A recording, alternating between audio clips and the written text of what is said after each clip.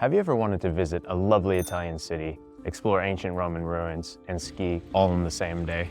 Well, if you're like me and said yes, fortunately, the beautiful city of Aosta in the north of Italy has just that. With 2,000 years of history, beautiful cafes and restaurants, and located next to some of the great skiing here in the Alps, in Italy and France. It's truly a special place.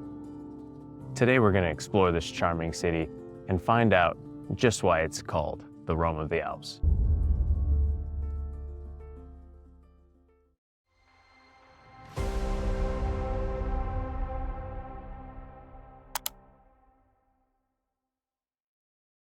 Located in northwestern Italy, just an hour and a half from Torino and about 2 hours from Milan, Aosta's Roman roots are just scattered throughout the city. It's really quite difficult to miss them, to be honest, and it's quite a joy as you explore this gorgeous city.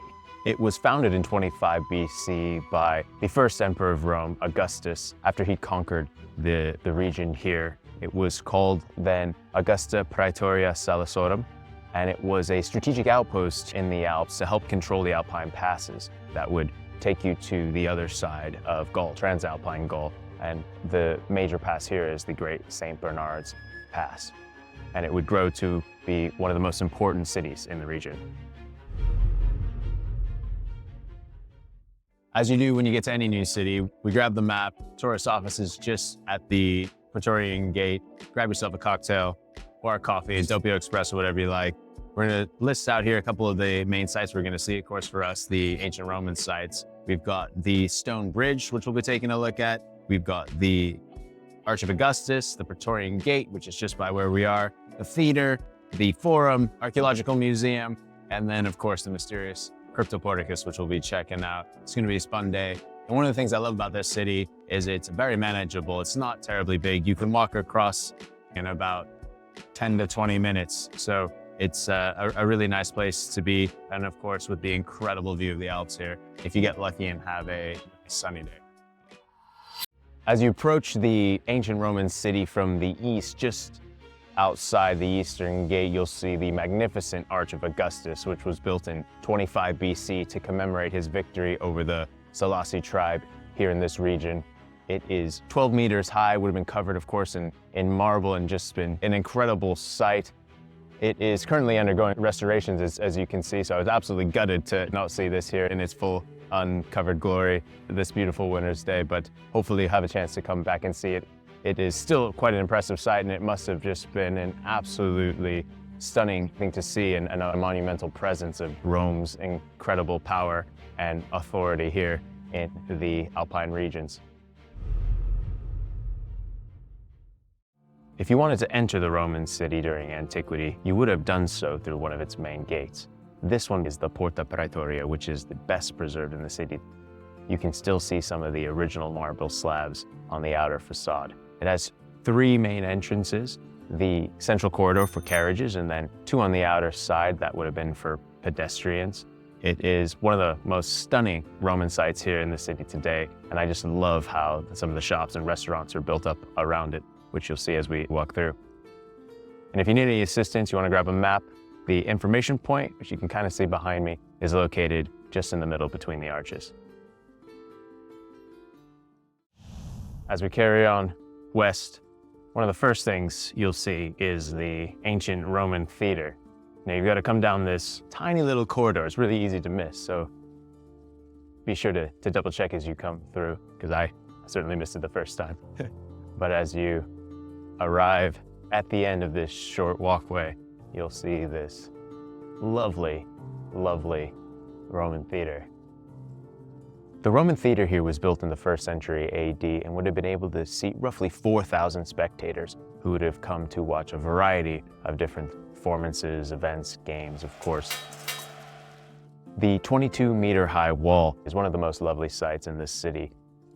The archaeological site of the Roman theater is currently undergoing renovations, so it's quite difficult to actually find an unobstructed view at the moment. And we walked around the outer perimeter for about 20 minutes to see if we could get a better view, but this is what we can do for the time being. So I look forward to coming back when the renovations are done, hopefully seeing a performance and to view this, because just behind us is the Alps, and it is a remarkable view. with the snow-covered peaks in the background. When you're walking these streets and taking a look at a map of the ancient Roman city, you'll notice it was built in a grid system, which was the modus operandi for the Romans in their provincial city based on the Roman military camp. It has two main roads, one running east to west, the Decumanus Maximus, and one running north to south, the Cardo Maximus. And where these two roads meet is the Forum, which is the heart of a Roman city. The Forum in ancient Roman cities was the administrative, commercial, and religious center of the cities. Although there's not much remaining here today above ground, it would have been bustling with commotion during daily life back in antiquity 2,000 years ago. And fortunately for us, there is a hidden gem just to the north side of the Forum, which we're going to be checking out, the Cryptoporticus. I've just arrived down at the mysterious Cryptoporticus on the north side of the Forum. It is a double-vaulted rectangular horseshoe, which may have been used for storing grain, supporting the Forum, perhaps for religious reasons, but it is still a matter of debate as to its true purpose. I'm making my way south from the center of the city, heading through the actual walls here of the city. It's really remarkable how much of the ancient Roman walls still stand. You can see these just as we're coming through the gate towards the train station, and this is one of the best preserved watchtowers as well that was along the walls. There's roughly 2 kilometers of Roman walls that still form the perimeter of what would have been the ancient Roman city here in Aosta. I'm gonna make my way over to the gondola to meet some mates up at Pila on the ski resort for some lunch.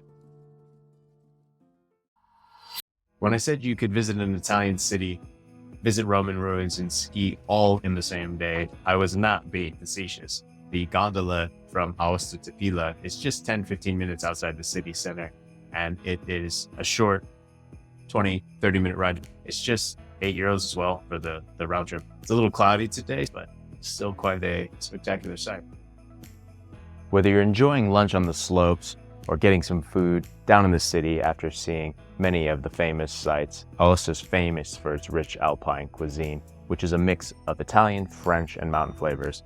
You must try the polenta cucina, which is a creamy dish with local fontina cheese, or of course the legendary carbonade, which I just adore after a cold day here in the mountains. Although I hardly tire of looking at Roman rocks on the floor, I do enjoy a balance of activities, and although I haven't skied or ridden today, we've also gotten some incredible ski resorts just outside of the city on the road towards France. You've got Courmayeur, and just across the border through the tunnel, you have, of course, Chamonix. Can't recommend checking those out enough.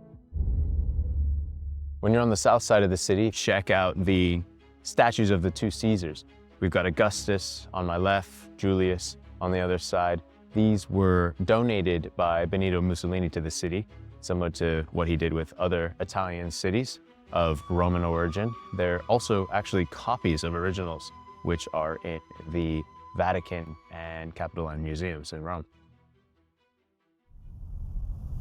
As you make your way to the northwest side of the city, you'll find the Archaeological Museum, which is a very manageable museum for those of you who perhaps get museum fatigue a little bit quicker than us history buffs. It has some great artifacts from the region. It's also on top of some of the excavations as well, so you can get to go down and explore those. And the ticket also gets you an entrance to the very interesting Cryptoporticus over on the other side. One of my favorite hidden gems here in Aosta is the Roman bridge that you can see behind me, which is incredibly well preserved, built in the 1st century.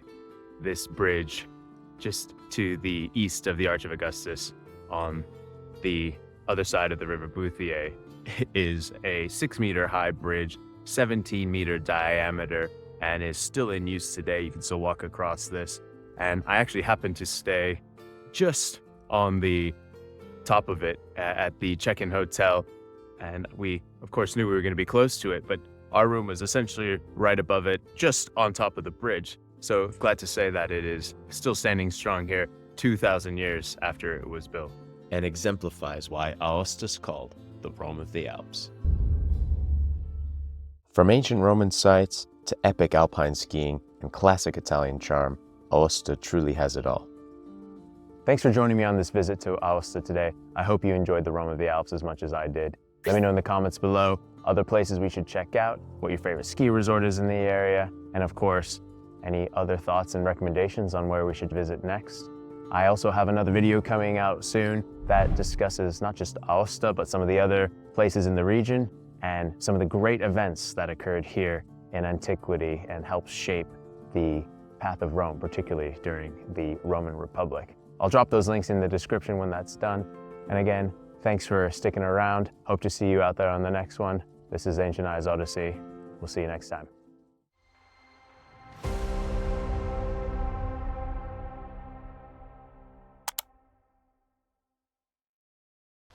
Thanks for joining us, everyone. Just wanted to give a huge shout out and thanks to my mate Andre for all the epic Alpine drone footage. Andre, where can everybody find you? Yeah, Instagram and YouTube. Yeah, that's enough. We'll put the links in the description and of course hyperlink it in there for you as well. So thanks everyone for joining us. Hope you have a great one.